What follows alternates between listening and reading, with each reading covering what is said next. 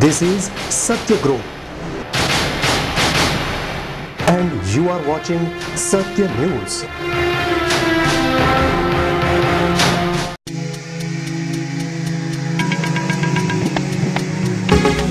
સત્ય news 24 કલાક.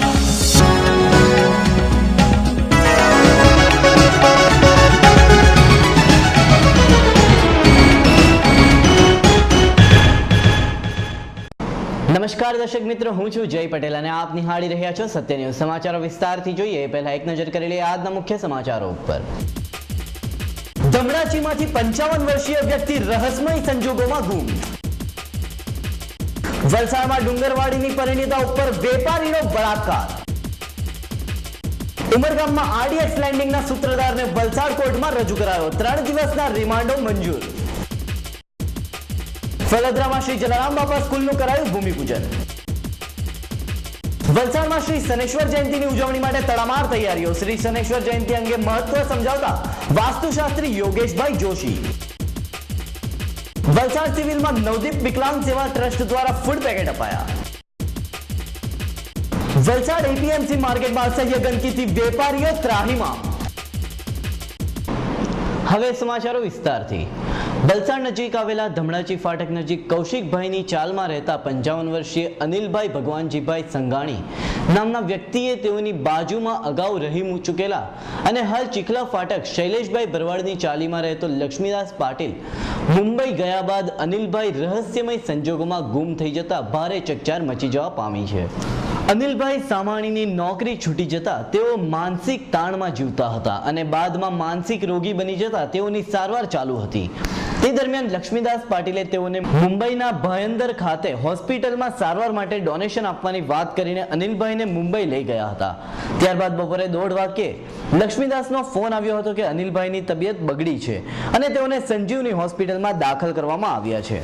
ત્યારબાદ બીજે દિવસે લક્ષ્મીદાસ પરત આવ્યો હતો અને અનિલભાઈના પત્ની જયશ્રીબેનને જણાવ્યું હતું કે તમે તૈયાર થઈ જાઓ, મુંબઈ જવાનું છે અને પોતે હમણાં આવે છે તેમ કહીને લક્ષ્મીદાસ ભાગી છૂટ્યો હતો. જોકે લક્ષ્મીદાસ નહીં આવતા આખરે જયશ્રીબેને મુંબઈની સંજીવની હોસ્પિટલમાં તપાસ કરી હતી, પરંતુ તેઓને તેમના પતિ ક્યાંય મળ્યા ન હતા અને આ બનાવ તારીખ 1/6/2010 ના રોજ બન્યો હતો, પરંતુ હજુ સુધી અનિલભાઈનો ક્યાંય પત્તો મળ્યો નથી. અને બીજી તરફ લક્ષ્મીદાસ પણ ભેદી સંજોગોમાં ભાગી છૂટતા આ પ્રકરણમાં અનેક રહસ્યો ઊભા થયા છે. આ બનાવ અંગે જયશ્રીબેને સિટી પોલીસ મથકમાં ફરિયાદ નોંધાવતા પોલીસ વધુ તપાસ કરી રહી છે. મારું નામ જયશ્રી અનિલભાઈ સામાણી છે. હું ધમડાચી ફાટક પાર્વતી મોટેલની પાછળ રહું છું, કૌશિકભાઈની ચાલમાં. મારા મિસ્ટર 8 દિવસ પહેલાં એક ભાઈ લક્ષ્મીકાંતભાઈ કરીને લઈ ગયા છે. મને એમ કે બોમ્બે ભાયંદરમાં પૈસા માટે લઈ જાઉં છું, ડોનેશન માટે મેડિકલના હિસાબે. તો 8 દિવસ થઈ ગયા, હજી આવ્યા નથી. તો પાછળ 2 વાર ફોન આવ્યો દુકાનમાં કે એની તબિયત સારી નથી તો એમને મોકલાવો. તો મારી તબિયત સારી ન હોવાથી હું ન જઈ શકી. બીજે દિવસે સવારના 5 વાગે આવ્યા ને મને કહે કે લોકલમાં આપણે વિરાર જવું છે, તો વિરાર હોસ્પિટલમાં એડમિટ કર્યા છે, સંજીવની હોસ્પિટલમાં, તો ત્યાં જવું છે. તો 9:45 વાગ્યા સુધી મેં રાહ જોઈ, એ આવ્યા નહીં. પછી મેં લોકલ ટ્રેનની ટિકિટ લઈને હું ને મારી બેબી વિરાર સ્ટેશને ગયા. ત્યાંથી સંજીવની હોસ્પિટલમાં બધી તપાસ કરી કે ન નામ એનું કે ન એનું કંઈ ઠેકાણું, આખું ઉપર નીચે બધી તપાસ કરી કે એ મહિલા નહીં. મારા ભાઈ પણ કાંદીવલીથી આવ્યા, એણે પણ તપાસ કરી કે એ મહિલા નહીં. પછી ઈસ્ટમાં અમે રિપોર્ટ લખાવ્યો, તો રિપોર્ટમાં બધી વિગતવાર લખાવી છે. હવે ભાઈનું એડ્રેસ વાંદરા દે છે પણ એનું એડ્રેસ કંઈ ખબર નથી મને. તો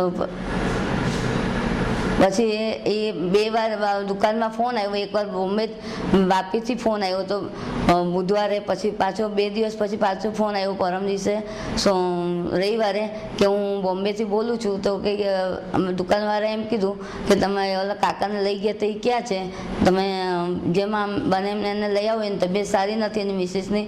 તો કે હું આવું છું, તો એ આવ્યા નહીં. તો કાલે પરમ આખી દિવસ રાહ જોઈ. તો કાલે પછી પાછી મેં બધી તપાસ ચાલુ કરી છે હોસ્પિટલમાં ને બધે, અહીંયા કસ્તુરબામાં ને બધે તપાસ કરી, સિવિલમાં પણ ક્યાંય મહિલા નથી. એટલે હું કમ્પ્લેટ પણ કરી છે ને ટીવીમાં ને પેપરમાં આપવાની છું.